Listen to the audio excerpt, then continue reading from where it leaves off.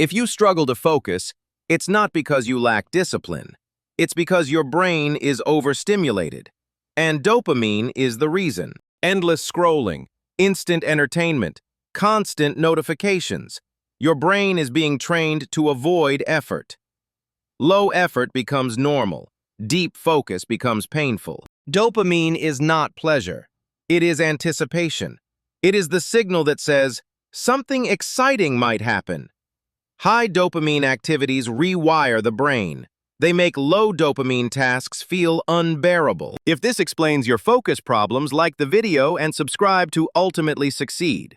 Every episode here is designed to help you think clearly and act consistently. Checking your phone before work reduces your ability to focus for hours.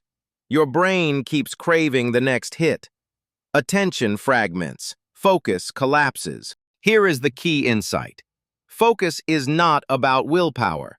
It is about dopamine control. To reset your focus, change the order of your day. Delay stimulation. Work before reward. Reduce digital noise. Train your brain to tolerate effort again. Your focus determines your future. If you want more psychology-based strategies, subscribe to Ultimately Succeed and protect it.